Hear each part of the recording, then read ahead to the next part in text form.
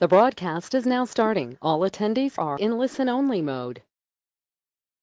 Welcome everyone to today's webinar. Today we're going to be looking at creating workplace culture and we'll do this by posing and hopefully go in some way to answering the question, do we as a profession manage facilities or enable communities? Today's webinar will draw on the findings of two of our recent insight reports on workplace culture and embracing workplace to move FM forward. Copies of these reports are available in the handout section on the webinar menu. If you don't get a chance to download these during the session, it will be available following the webinar along with the recording and also the slides from today's presentation. I'm pleased to say we're joined by both of these reports' authors, Ian Ellison and James Pinder from Three Edges. Hello, folks. Hi. They'll be leading the presentation and also the discussion today. We're also joined by Simone Fenton Jarvis, who is Chief Workplace Officer for Twinkl, an educational publisher. Simone's going to provide some practical context to the discussion. Hi, everyone. As always with our webinars, the intention is that these are interactive sessions, so there will be a Q&A at the end. So as we go through the presentation, if you have got any questions, please submit them in the question box on the webinar menu. So as you go along and you think of anything, then pop your questions in there. So without further ado, enough from me. So I'm going to hand over to Ian and James, who will start us on the way with the presentation. Over to you guys. Thanks very much, Fazer. So good afternoon, everybody. As always, we wish we were in a room with you so that we could see the whites of your eyes and have some good, rich conversations. But we're going to hopefully use this webinar to get you thinking a little bit differently about things, or at least give you some new angles and some new things to think about. And certainly, we're really going to welcome your questions towards the end. So just before we get into the webinar content itself, just to introduce us. So my name's Ian Ellison. I am, like many of us, an accidental facilities manager. I stumbled into the profession about 20 years ago now, working for a telecommunications firm in the Northeast. First I was in-house, then I became outsourced, and whilst I was going through that journey of operational FM service delivery, I also studied a master's degree at Sheffield Hallam University in FM, which kind of reminded me that I was really a teacher all along, but now I had something that I could really get my teeth into teaching. So I became a senior lecturer at the university. I stayed at Sheffield Hallam for about 8 years and decided to leave a couple of years ago to co-found Three Edges with James. So I'm going to tell you a little bit about Three Edges on the next slide once James has introduced himself. But one thing that we do, and it's a free knowledge resource that's available to everybody. If you've got a smartphone or if you've got a computer, you can get your hands on a podcast, and ours is called Workplace Matters, and we'll tell you a little bit more about that towards the end. So James. Hello everyone. Yeah, my background originally was in building surveying, and then I've spent the last 15-20 years doing a combination of research, education and consultancy, and that's been across a broad range of areas, but the one sort of common thread is workplace and FM and the built environment, and some of the stuff we'll be talking to you about today, this afternoon. We'll talk about some of the more recent research we've been doing with IWFM.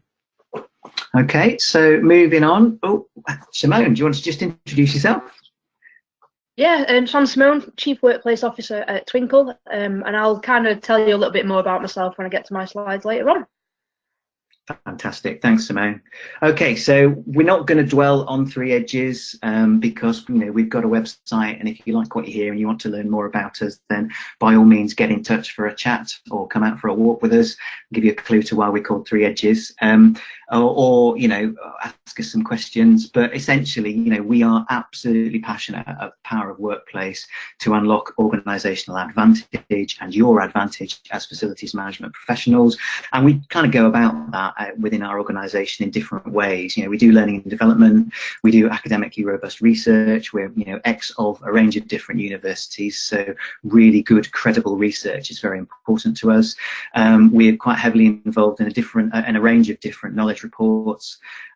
We always get involved with raising the awareness of great FM and workplace activity whenever we can, and we also like to help organisations be better at what they do. So there's definitely a consultancy arm to what we do, where we go in and help organisations think differently about their workplaces and how they go about what they do. So just moving on. Okay, so as Fraser alluded to earlier, in this webinar, we're going to draw upon 2 reports that we've co-produced with IWFM, and this is based on research that we did with IWFM in 2017 and 2018, and there's 4 reports that have come out of that sort of program of research, and the 2 we'll focus on today, and then there are 2 other reports, and one of the other reports focuses on technology. If you want to read the reports, have a look at the reports, you can find them online at the link that's shown at the bottom of that page. So what we're going to go through in this webinar is 3 areas. We're going to look at culture and why it's important. We're going to look at specifically why does culture matter to FM, and then in the third part we're going to look at how FMs can influence culture to their advantage, and then we're going to bring that to life. Simone's going to bring it to life through a case study of the work she's doing at Twinkl.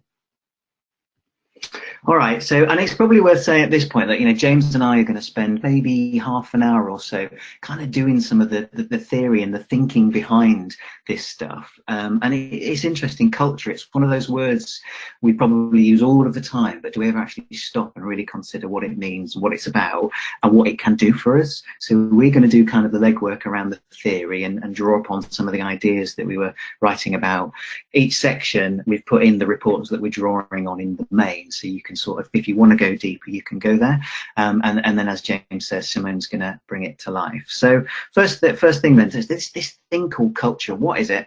Why is it important? So as I've sort of alluded to, it's really frequently used, but it's often quite misunderstood. And fundamentally, culture is about the ideas, the behaviours, the customs of a particular group of people. It's almost the why they act and how they act, and what that means based upon how they see the world and what they believe. And so if you think about it, and if you have a look at that sort of Venn diagram illustration on the right hand side of the slide, we actually all simultaneously belong to different cultures. If you support a football team, then the club has a particular culture. Your family has a different culture to other families potentially. If your nationality is English versus a different nationality, then you will have a different national culture. And then as we start sort of moving our attention towards organisations, you might have your organisation might have a particular culture, but your team might have a different culture as well, and there might be sort of like a subset going on there. And if you're not just working for an organisation but affiliated to a profession, maybe you're a surveyor, maybe you're an architect, maybe you're a facilities manager, your profession might have particular culture. So what's quite interesting is we often talk like these things are very absolute, but actually they overlap and they all influence each other in different ways. But when we do start talking about cultures, what we're really doing is we're sort of making generalizations and we're stereotyping, because that helps us make sense of stuff and work out what's going on at speed so that we can do something about it. But one thing that is kind of really worth noting is that when we talk about the thing called culture, it can actually have both positive and negative outcomes for both the people involved or also who's being affected by that. So, you know, sometimes we talk about, for example, a blame culture. This organisation, this team's got a real blame culture. Well, that's not a good thing, but once you recognise it for what it is, you might be able to do something about it. So just sort of taking those ideas forward, why is it important then? Why have we become obsessed with culture in organisations? Well, essentially it's one perspective to help understand organisational behaviour, because if we can understand it, then potentially we can do something about it if we want to. So it's often thought of something which we can use to influence and harness for organisational gain. So it's become a key focus in recent decades. You know, organisational theory's gone through different phases, and you know, in the past we might have been viewed as, for example, cogs in a big machine, and an idea of an organisation as a big mechanistic thing which we're all just part of.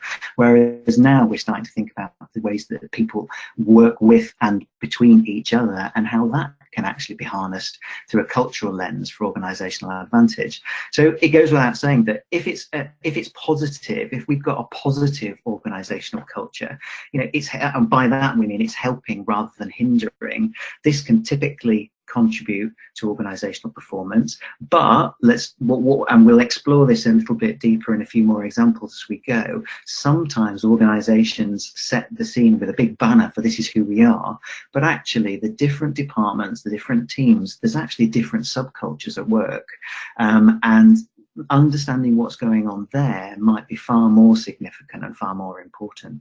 So what we've got on the right hand side of this slide is a couple of, these are some of our most famous and favourite quotes about culture. Deal and Kennedy back in the 80s wrote a very famous book, and simply put, culture is the way things are done around here. And then Seth Godin, an American writer and blogger, has sort of modernised that and said, yeah, people like us do things like this.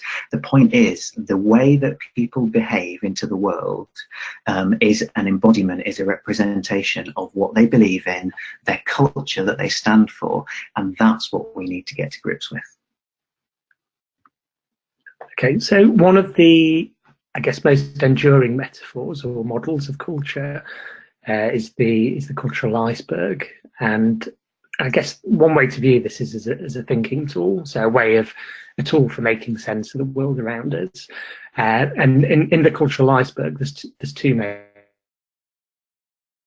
There's a surface culture, which is a visible culture or more tangible culture.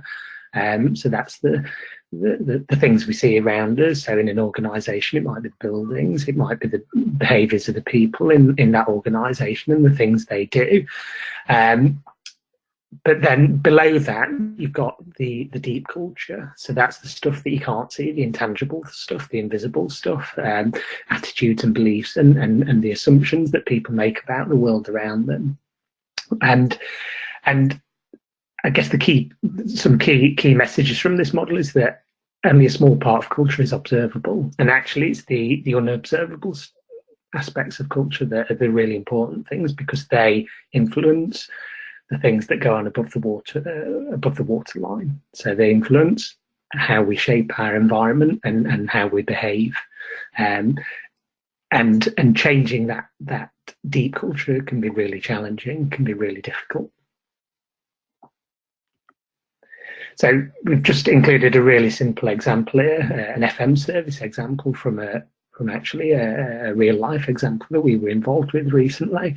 And what was interesting in this particular situation, and we actually used the cultural iceberg in this situation with this particular organisation. There was an interesting sort of situation that had arisen where this FM team didn't believe that they weren't trusted to fix problems when they were coming up.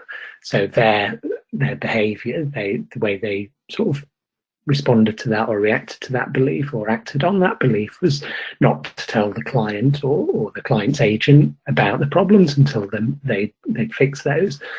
And that might seem rational and might seem sort of a common sense thing to do in this particular case, but actually what was happening is that undermined the trust of the client, because the client was thinking, well, why aren't they telling us about this? We want some transparency and visibility here. And you could see that they'd got trapped in this circle, I guess, this vicious circle, and this was largely being driven by this belief that actually we're not trusted, and in this case the client doesn't trust us. Another sort of example, and this one will probably resonate with most people listening, is this sort of disconnect that can also occur between surface culture. So if you look at most organisational vision statements or mission statements, most of them contain, in reality, the same sort of language and same sort of things, talking about integrity and respect and how we trust our staff and our people.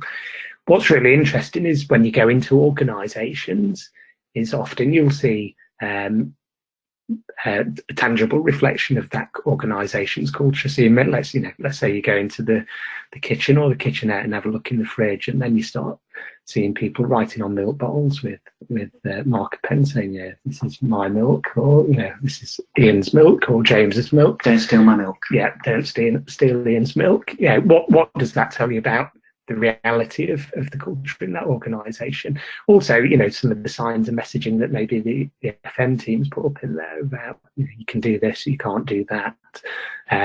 So it can often be really revealing to go into an organisation and actually look around and observe behaviours, but also observe the environment that organisation is inhabiting, because they've shaped that environment, and it can tell you a lot about that deeper culture. It's also a great example of how you might have a disconnect above the surface. You might say this, but you might be doing that. But it's also sort of hints at the way we fall into the trap of trying to solve things with surface solutions, like putting notices up. It's easy to write policies. It's easy to change uniforms. It's easy to tell people to do stuff. It's far harder to actually change why they're doing that stuff, which is kind of what this is really all about. So if we move on to the next section, then why does culture matter to FM? Well, if you're not already convinced, we're going to try and do that for you in this section. But what I'd also say is, Fraser is going to moderate those questions for us. So if you've got questions that are popping into your head as you're listening, please type them in, submit them now, and what Fraser will do is he'll sort of view them and sort them and order them for the discussion at the end of the session. So for this section, we're pulling on these two reports now. But before we do that, I just want to almost do a little thought experiment with you. So this is us. This is what we do: facilities management. Two innocuous little words that have been with us for about 3 decades now. So I want you to take out your imaginary marker pen, and I want you to choose, underline the one which is more important to you. Which one do you think leads and which one do you think follows in terms of what facilities management is all about? Now, some of you maybe have underlined facilities because fundamentally it's all about managing the facilities which we have at our fingertips for our organisations, and that's our role. Now, I'm going to argue that actually that's kind of an older model of facilities management. That's a very built environment focused model. Some of you might have underlined the word management, and what you might be thinking in those terms is this is all about how the facilities support the organisation and management of the business of the organisation that we're trying to help perform, and it's all about our role in joining those dots. And I would argue that from my time in the industry in and around the profession, that is a kind of a more modern view of things. We can stretch this further. We could say actually this is the wrong term entirely for what we need to be doing, and hence the title of the insight report that we wrote for IWFM. What we ought to be doing, and we're going to argue with you and show you some evidence for why and show you why it links to understanding organisational culture more powerfully, is that what we really ought to be doing is enabling organisational communities. So I'm just going to pass across to James now.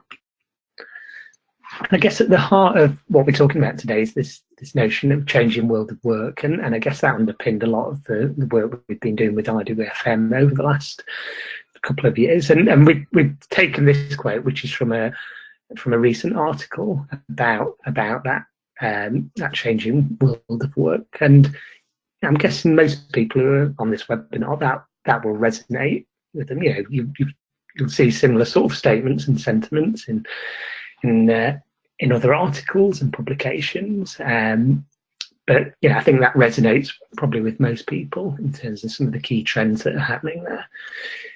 What's interesting in this article, the argument is actually FM's role there. There's an opportunity for FM.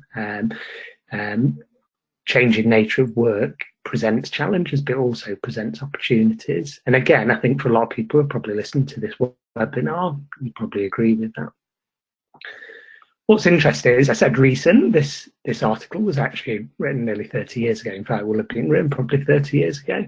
And I guess what that tells us is that things that we talk about now that seem very, very current, actually, we've been grappling with these issues for decades. And I'm sure before 1990, things that we see as new problems aren't that new actually, and I guess this is a bit of a recurring theme for FM, and we'll touch upon that again later in the webinar. I guess the other interesting thing about this quote is the word control. Given what we've just talked about, enabling communities, this controlling mindset, how appropriate is that now in the way we work now and the way organisations work now? In the research we did in 2017, we did a survey of IWFM members, BIFA members as they were then, and one of the things we asked them was to tell us how they saw the role of FM, so that they could choose along this spectrum from it's completely about managing the spaces where people work through to it's about enabling people to work wherever they need to. And there's a clear sort of move there towards it's about enabling people. So again, I think what came through in the research we did and the interviews we did as well as the survey was that people are starting to see the role of FM changing and needing to change, and it being more about enabling rather than controlling. It also came through in other aspects of the research when we asked people about their views around FM. Generally, they were very positive about the future of FM, but there's also this recognition that FM needed to I guess up its game and improve certain aspects of what it does. So it needed to be more customer focused. In fact, that was one that sort of feedback was one of the sort of underpinning reasons we decided to write the report around culture, because we think understanding of culture is a key part of that. And there's also this sense that FM needed to be better educated, and there's things that FM are really good at, but actually there are skills and competencies that it needs to develop that it doesn't currently have across the board. So lots of those measurements, the sort of self-reported measurements from the FM community, talk about almost FM's ability or its need to cross boundaries, forge alliances, make links with different organisational areas, departments, disciplines, to be seen, to be understood, to be doing more than it potentially is on the inside.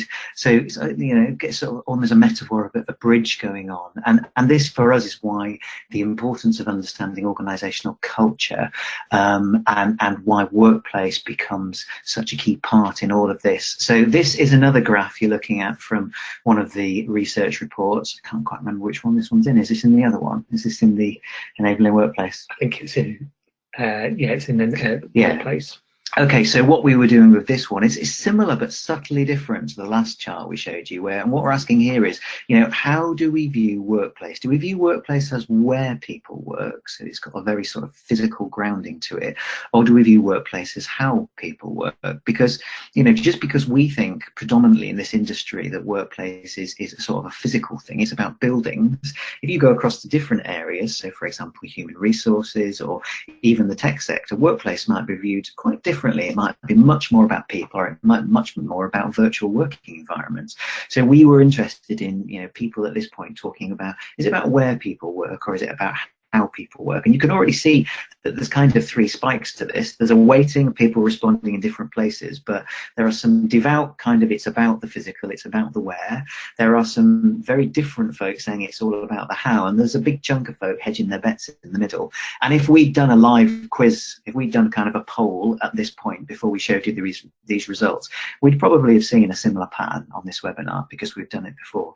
But what we're going to do now is we're going to sort of layer a model over the top of this. So if we say that, part of this chart is, and part of the view perspective is, it's about where people work, and if we say it's also about how people work, and there is quite a substantial recognised overlap in the middle, well, let's step that on now to our view, and we've kept the colours so that you can sort of see how these things map across. Let's think about this thing that we're calling workplace, and what we're saying is workplace is about viewing space, culture and technology together. So we've added technology to this because, in the world that we inhabit now, the work that we're doing, wherever we're working, however we're working, it's rare that it isn't in some way, shape or form underpinned by enabling technology to allow us to do it. And in fact, that's kind of why the workplace has become so distributed and mobile and virtual, because of the role of enabling technology. So if we see this Venn diagram as, you know, the workplace, or the workplace opportunity, if you like, it's the sweet spot in the middle, and understanding the sweet spot that makes all of the difference. So what you might say is that FM's entry point into workplace is typically through the purple part of this Venn. It's typically through the physical, it's typically through the spatial, because, you know, we're sort of born as a discipline as part of the built environment. And you might say, well, you know, and other people's entry points, so for example, you know, leadership and people functions may well come in through the cultural part of the Venn, and ICT, technology functions, may well come in through the technology part of it. So we might have different entry points, but fundamentally, wherever we enter into this, it's accepting and being aware of the interplay and the influence and the interaction of these different areas. And so if you're armed with the, you know, if you embrace that kind of idea and you're armed with this knowledge, it's not to say that either of these, you know, any of the parts of these Venns are insignificant or unimportant, but what it's to say is that for organizations, they work together to create both positive and negative outcomes.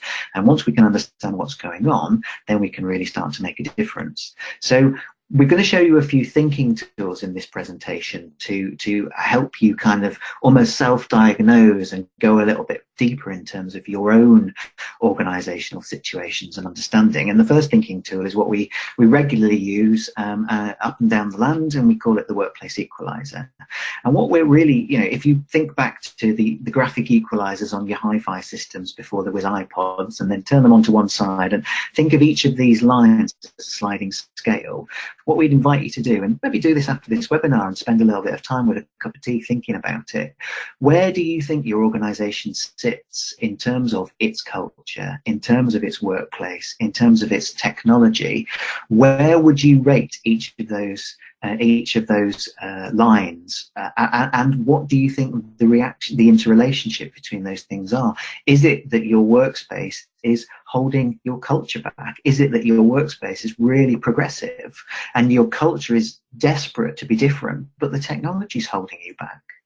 So these sorts of, like, it's just a model, it's just a thinking tool, it's just a way to help you sort of crack open some of the conversations that you might need to have within your organizations. But immediately, this sort of understanding from an FM perspective is opening up opportunities for you to have different conversations, which immediately take you into the sort of the realms of culture as well, which is going to take you beyond the boundaries of your department in a different way.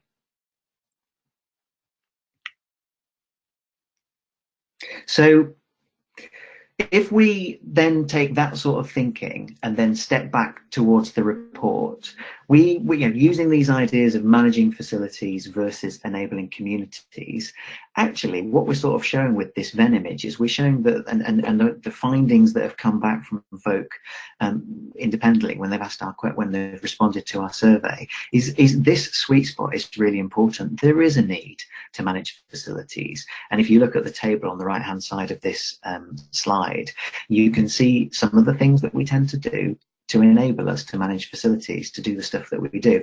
But equally, we can see that there's a growing need, a growing recognition that there's more value to add by enabling communities. And that, from our professional background perspective, from FM's perspective, that's going to require new skills. Now, for people that know the history of facilities management, this isn't really a new message. You know, FM back in the day, back in the early 90s, when Tony Thompson was writing that paper that we showed you a quote from earlier, you know, FM was being positioned either as a service delivery model for an industry to deliver services into organizations, but equally it was being toyed with as an opportunity for expert workplace management. So in some respects, this isn't new. This is more of a repurposed message that we think it's almost like the time is right for it now. The world has changed. Workplace has been legitimized in a number of different ways, particularly from, you know, large, very shiny organizations that have recognized the benefits of thinking like that. All of a sudden, there's almost an opportunity for a rebirth. So that challenges us, that pushes our boundaries in terms of what we know. You know, change is never easy and learning new skills can be uncomfortable. But our argument is that it's really the only way that FM is going to add real value to organisations and change the way it's regarded by other functions. You know, saying over and over again that FM needs to be more strategic and that it needs a seat at the boardroom. Well, we've heard that for the past 20 years, if not more, from every conference pulpit going. And that isn't going to change anything, because if it was, it would have done that by now. So this is about acting differently. So moving into the third part of the webinar, I want to look at how FMs can influence culture to their advantage. And again, drawing heavily on the Embracing Culture report in this part of the webinar. So as Ian said earlier, you know, actions speak louder than words. We've all, I'm sure, been to conferences where we've heard the same messages over and over again about FM needs to do this, FM needs to do that, and you know, by and large, things don't change. And you know, part of the problem is it's very easy to change things at a superficial level often in terms of culture. What's harder, as we said earlier when we talked about the cultural iceberg, is to change the deeper stuff, the assumptions that people make about the world and their beliefs about the world. We like this model, this thinking tool, because it's a great way of sort of, I guess, demonstrating how hard it is to change culture, but actually there is hope and opportunity there. You know, part of this model is start changing some of the surface culture and superficial culture as a way of tilting culture, but also that opens the opportunity to start engaging with people and starting to change the way they might see the world and think about things. And a key part of that is creativity and experimenting and I guess getting people participating and engaged. If you're going to start doing that, though, that also, I guess that presents challenges for FM in terms of what FM is good at and what it needs to be good at. And again, this isn't mutual. These things aren't mutually exclusive. I guess our argument is FM needs to be good at all of these things. And you know, if you maybe judge your own competencies or strengths based on these different criteria, it'd be interesting to see where you see yourself and maybe where you could see opportunities for improvement. That's a lovely activity, actually, recommending that, you know, after this presentation, spend a little bit of time. This gets featured quite heavily in the culture report that we keep referring to. Spend a little bit of time almost marking yourself and going, you know, where are we as a department? Where am I as an FM professional? Where would I say I was? And how can I power up some of this more desired cultural thinking if I need to in my team? And it's interesting, you know, we could talk at length. It's a very busy slide as this, but there are sort of cues everywhere. If you look at consistency versus adaptability, the line in the middle, you know, FM is typically very, very good at managing large portfolios efficiently, well, through a set of procedures, because that's how we can move at speed and decide what's acceptable and what isn't acceptable. But the minute a customer comes to us and says, yeah, that's all good and well, but I need this, or I could really do with that, and the minute it's outside of one of our policies, then, you know, things can start to break down. And little things like that can really pressure test the system and the way that we think about doing stuff.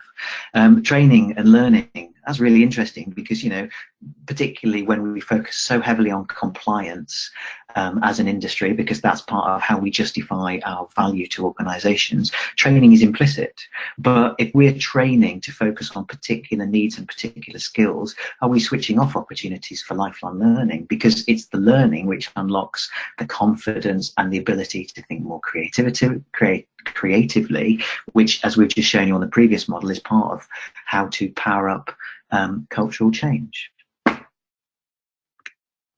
So another thinking tool is to really start getting under the surface of what's going on with your organizational culture and your team cultures and stuff like that, is to think about the language that you use, because essentially language is all we've got. That's how we communicate, and it really influences the way we see the world and the way we act as a consequence. So, you know, what language do you use to describe other parties?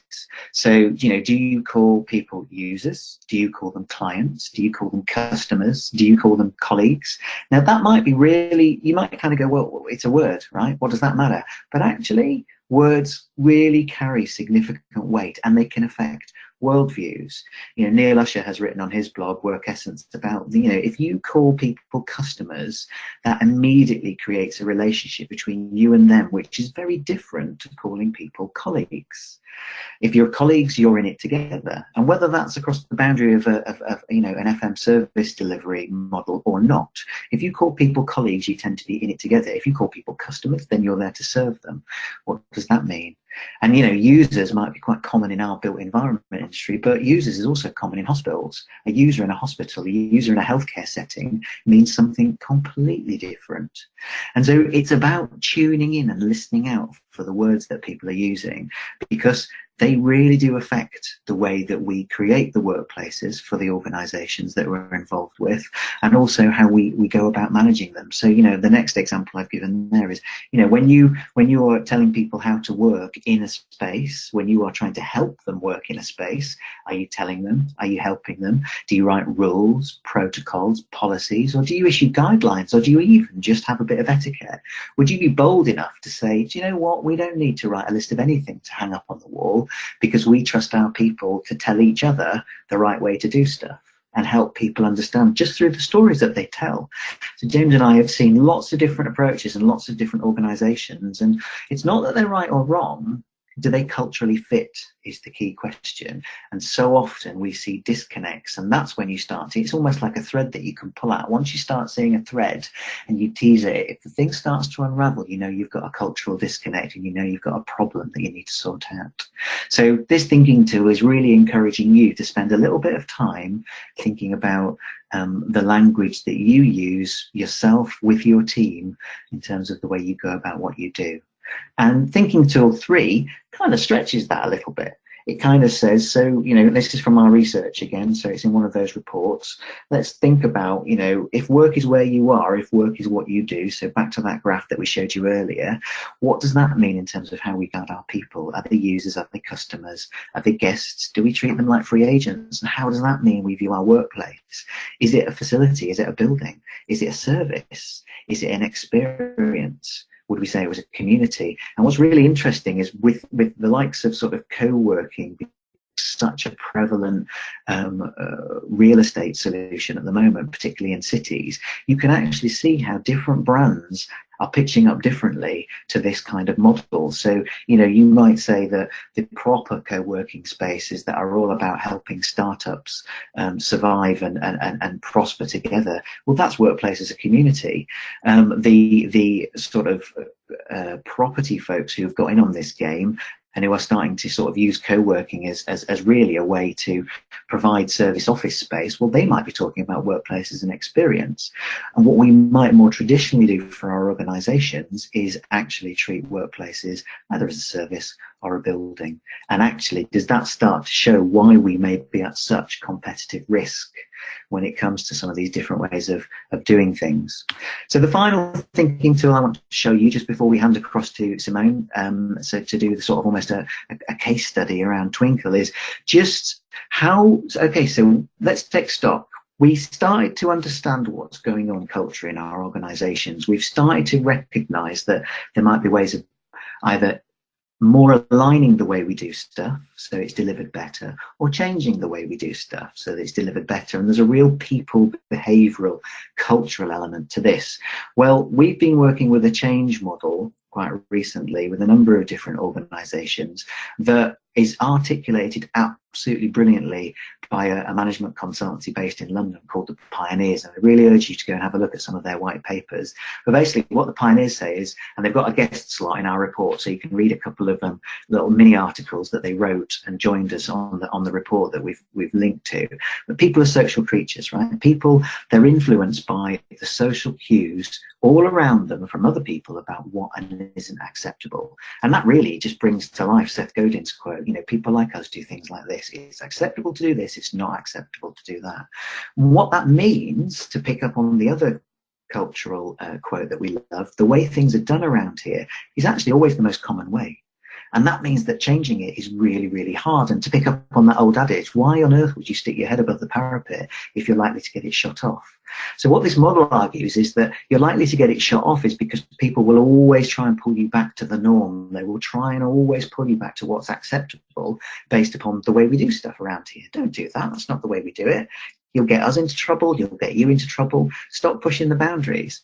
And what we're saying here and what the pioneers say is actually, if you can identify the people who are doing things differently, who are doing things better, and not single them out in a way that they feel exposed, but find a way to legitimize what they're doing and show those new behaviors as more acceptable, as more valuable for you, for them, for your department, for your team, for your organization writ large, then actually over time you will shift. And you've got to be very, very careful about how you do this, but you can shift behaviors, and you basically, this is an example of how you can tilt that cultural pyramid like the model we showed you a few slides ago. So lots of thinking tools for you to play with, hopefully triggered lots of different ideas, and hopefully some questions coming in for us to talk to afterwards. But what we're going to do right now is hand across to Simone. Simone, I hope you're ready, and you're going to tell me when you need me to change the slides, I think. Are you not? Yes, I am. Hi, everybody. Hope you're enjoying the webinar so far. It's been really interesting. So if you've gone over to the next slide, please, Ian. I feel like I've got a glamorous assistant. So I'm the Chief Workplace Officer at Twinkl. I've been in my role for about 2.5 years now. Previous to that, I'd kind of done the whole thing that everybody does, and it's accidentally fall into FM. And my role previously was in residential property management, where I managed a housing development, basically, that was 200 houses, a leisure centre, quite different from what I'm currently doing now. And then I moved into the commercial property management side of things. So I've kind of been on the in-house and outsourced different arms. A few years ago, I completed my MBA in FM at Sheffield Hallam. And my real focus since kind of doing that and then joining Twinkl was to really focus in on helping people achieve their potential within the spaces. So next slide then, please, Ian. So what does the culture mean to Twinkl? Now, when I first started working at Twinkl and I was told what our kind of culture was, in my head I thought, well, you're saying that, but that just can't be true because it never is. And it was only kind of a few weeks in I thought, actually, everybody really is lovely. You know, that's one of our values that I'll move on to shortly. And it was really kind of, it wasn't just the thing that was wrote on the wall. It was really, really ingrained into everything that was driven throughout the organisation. So, you know, for culture for us, it's something that it surrounds all of our work all the time. It ties into the kind of enjoyment at work, the relationships and the processes, and it's really embedded in everything that we do, right down to our language that we use. So things like, you know, if somebody isn't necessarily behaving in line with our culture, it'll be very kind of, that's not Twinkly, and it's really, that kind of behaviour is really embedded and people are happy to call that kind of stuff out. So it's also tied into decision making, and then the kind of symbols and the stories that get told. And you know, there could be somebody struggling in their personal life, and somebody will massively go out of their way to go and help them. And it's the kind of, we just have really, really lovely people for our organisation. And you know, that shared traits and just the integrity, and it isn't just something that is on the wall. So if you go over to the next slide. So, you know, our 4 main values is to be lovely, lead the way, do the right thing, and go above and beyond.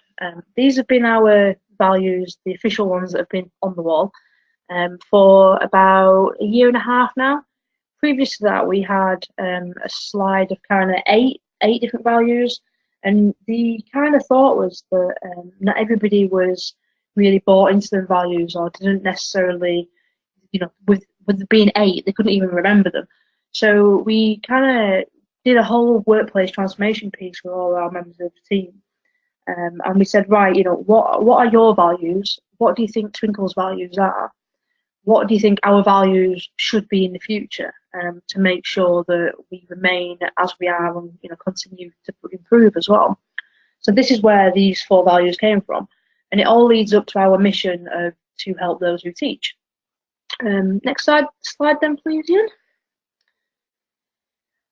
So the culture at Twinkl, if you go to the attitudes and beliefs, we have a founder, CEO. So he founded the company in 2010, and he's still CEO now. So that is embedded in quite a lot of our decision-making processes. So it's all about kind of moving quick. So we joke about Twinkl time. Everything is 100 mile an hour. We try and spend as little money as possible.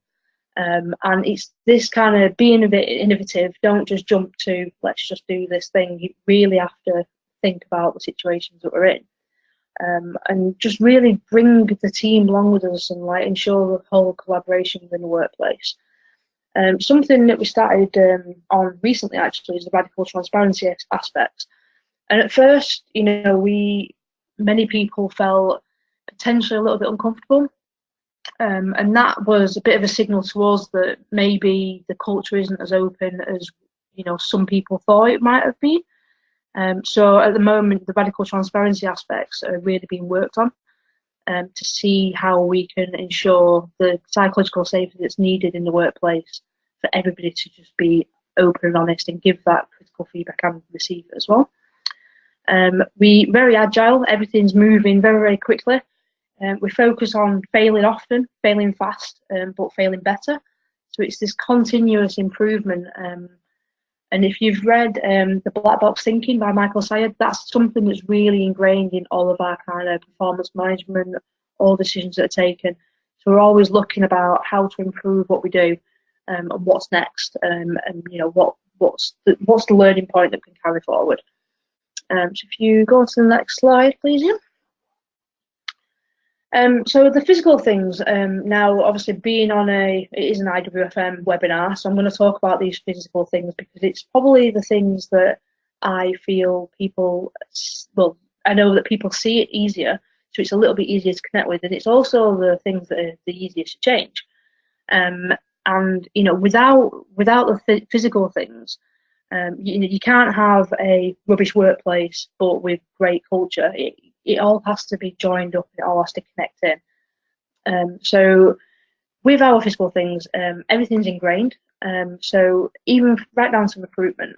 So after every interview, people have a culture match assessment. Day one, they'll have a cultural induction. Then it gets covered in the line manager process interviews. Every month, a discussion around cultural fit behaviours. Also, like I said, the language, the Twinkl, and the true radical transparency now around the behaviours that aren't Twinkl. So that is something where we just say, we're not doing this thing one-off, this is who we are. We focus on community. So we have a cake break every Friday, so free cake for everybody. 300 people in an office, it's a lot of cake. And, we do some announcements, do some Twinkl of the Week nominations, which is basically of, how has this person met our values this week? And, generally people will win with 7, 8, 9 different nominations. So it's people that are really standing out in the workplace. And we have company-wide socials. Every week we have 2 or 3 socials. And we also have at least quarterly, like a whole company social, where it would be something where everybody just gets together, everybody's invited. So it's often, we've done silent discos, we've done summer parties, we've had like arcade games, just different kind of things, just bringing different groups of people together. We really focused on the equality aspects, so we've got no kind of hierarchy, no private offices, no car parking spaces for the senior people.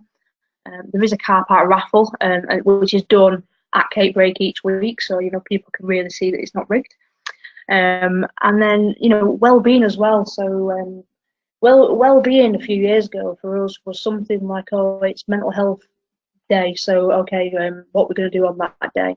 And we really tried to turn that around and go, well, it's okay celebrating these one-off events, but actually we need to ingrain this in everything that we do. So we introduced office dogs. From my FM point of view, when I had this thought, I thought I was maybe making the wrong decision here, because I thought so many things could go wrong here. But actually, a year and a half in, it's been brilliant. If you're having one of them days and a dog runs up to you in the office, it's awesome, as long as you like dogs. So we do manage it. We have a authorization process. We have dog-free zones and that kind of thing as well. We have daily exercise. We have a personal trainer and a yoga instructor that come in alternate days, and they do just 10 minutes of exercise on each of our floors. And just, people do it at the desks. It's just a case of get up, have a move around, then get back to work. We offer, obviously, the normal free fruit. We've got a really nice coffee machine. And it's about these small things that really make a difference in the workplace. That it's like, we value you and we're really looking after you. We have a wellbeing coordinator. People can book in free, one-to-one chats with her. She just has a calendar. It's a case of go and talk whenever you need it. It can be about personal issues, or it can be about workplace issues. Not that I'd like to split the two anyway.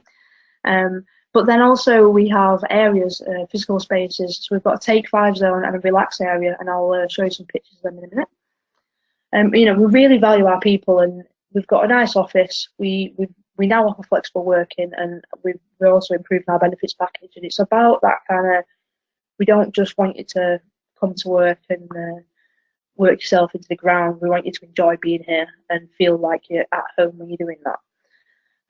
We also look, obviously, wider than the office and wider than Twinkl. We're looking at our global impact.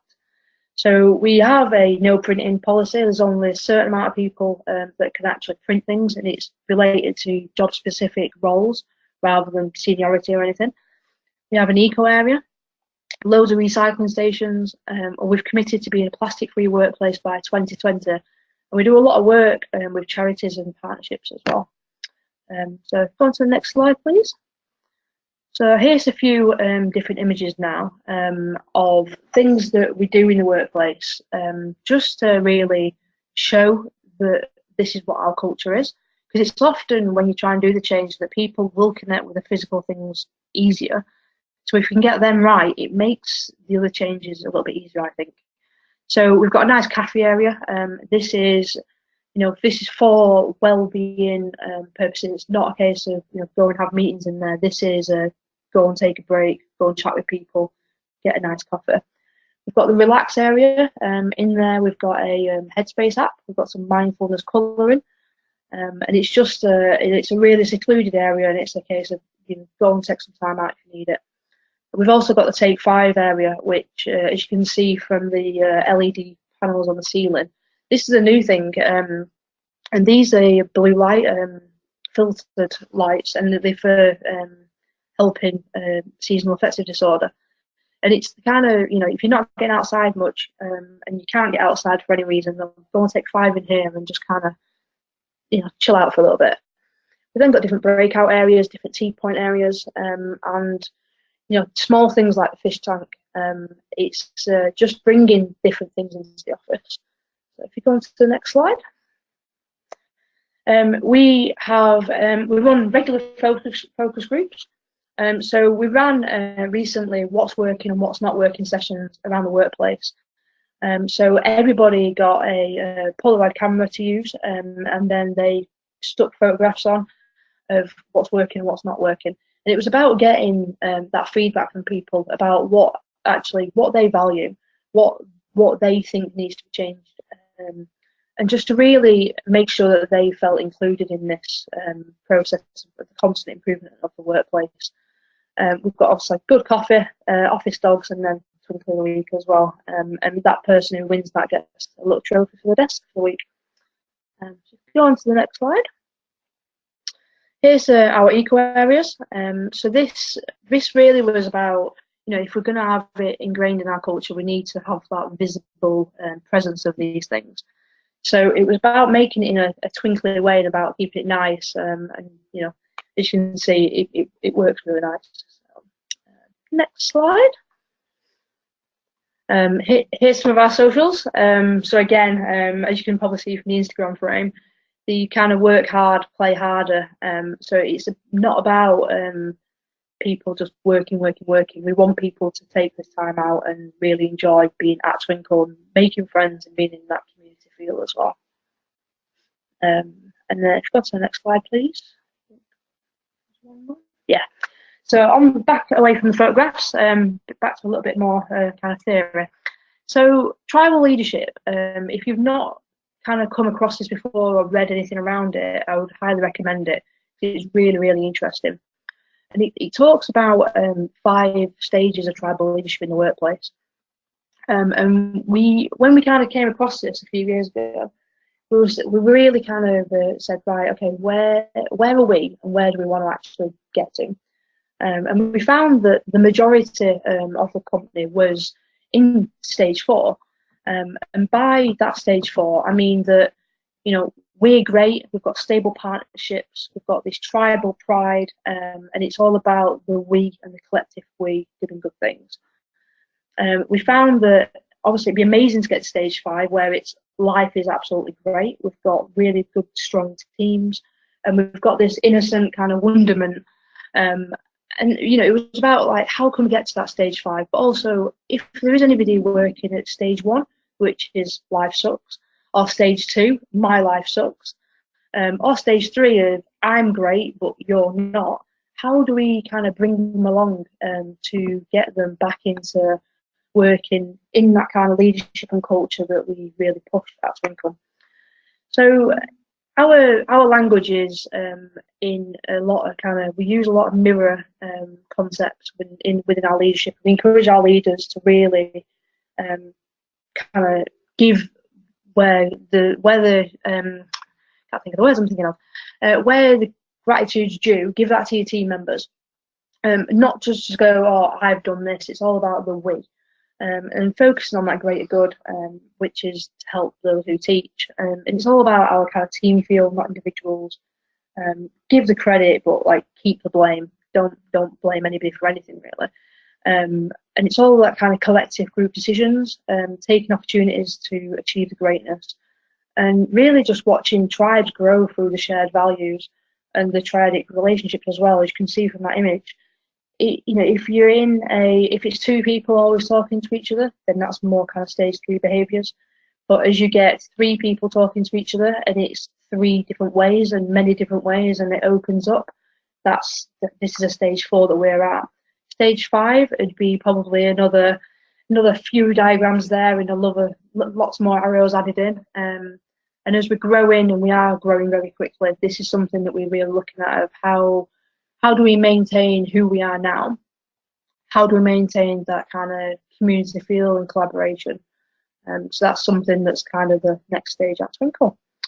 And that's all I've going to cover today. So I think we're going to take some questions now.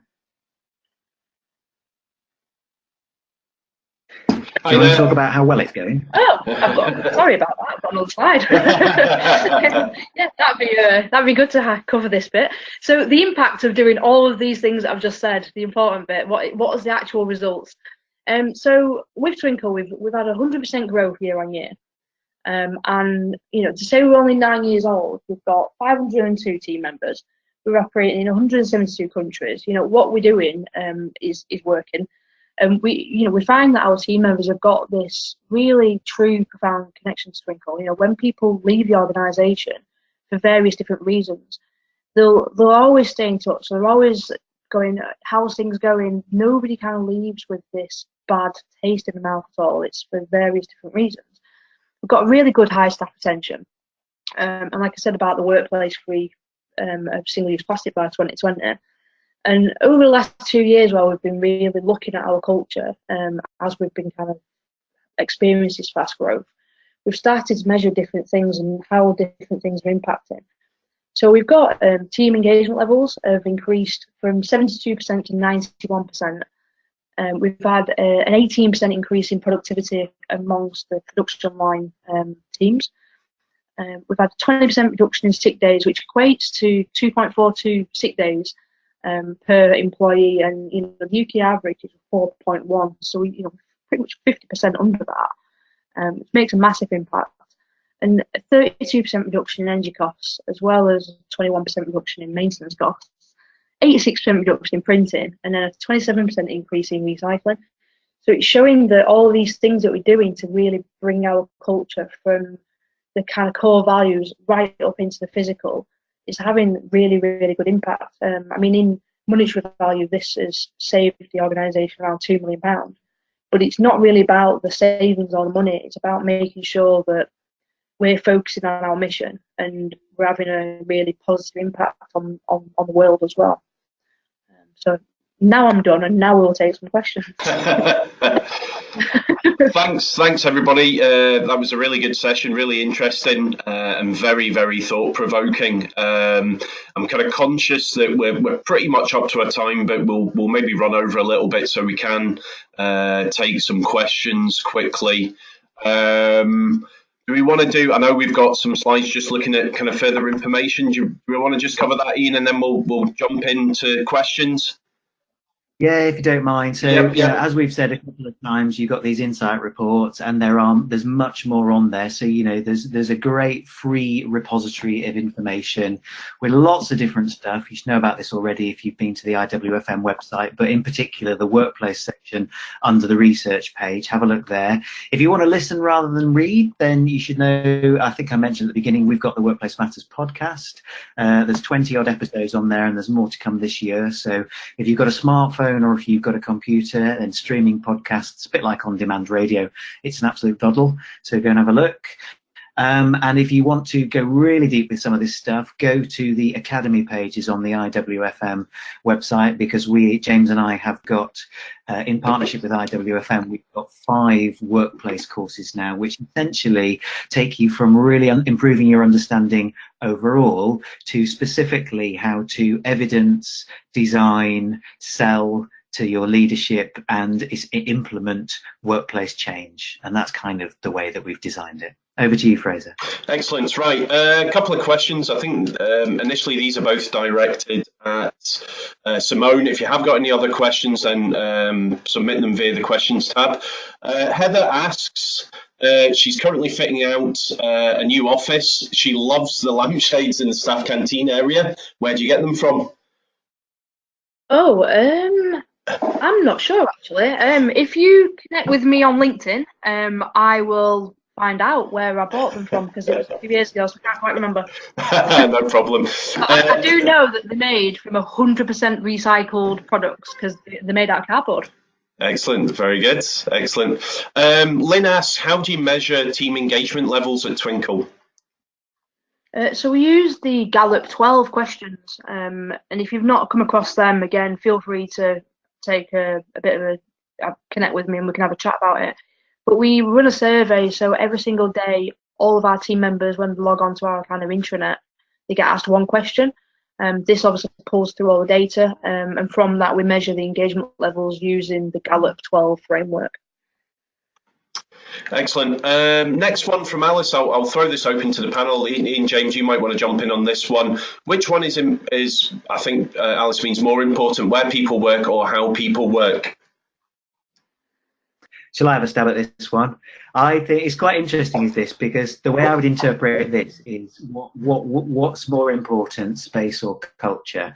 And I would say that, irrespective of what we might claim from our built environment industry perspective, no shiny space will fix a broken organizational culture. It can help, it can shift the conversation, but it won't fix it. So if you take this workplace lens, if you start embracing and thinking in the terms of that sort of Venn, and using thinking tools like the equaliser, what you will start seeing quite quickly is how interrelated things are, but often how much really comes back down to people and culture.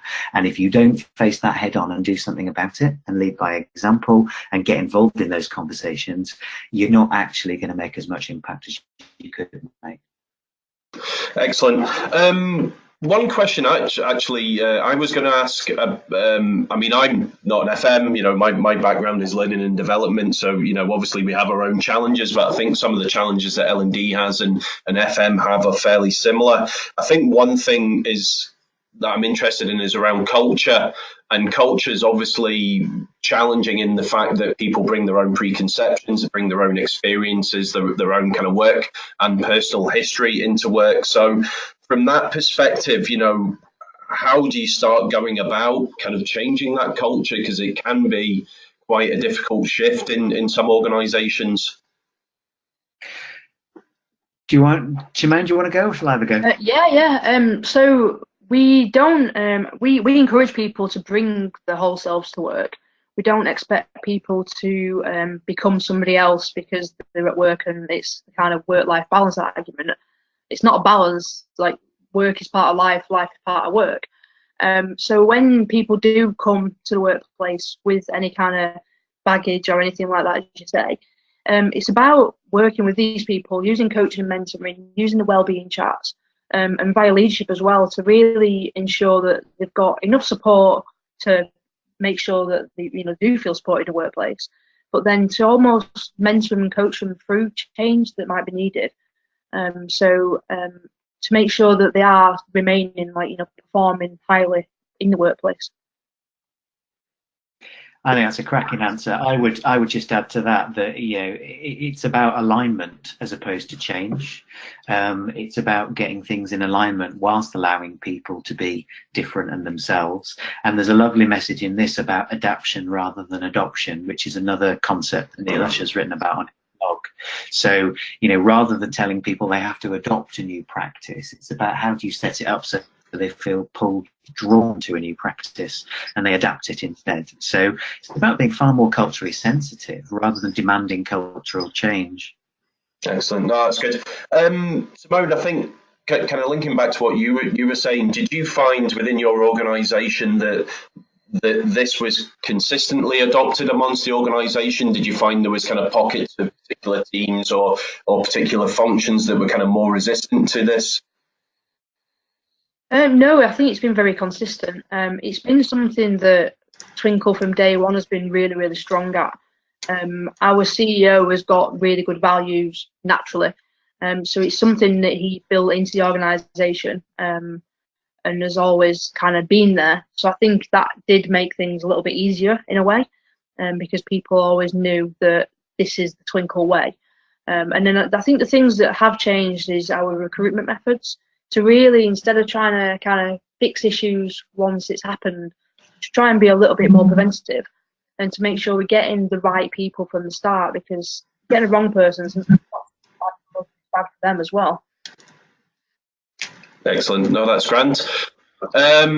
I'll give it another minute and just see if there's any more kind of questions that are possibly coming through. I'll just say thanks again for Ian, James and Simone for their time today. It's been an excellent presentation.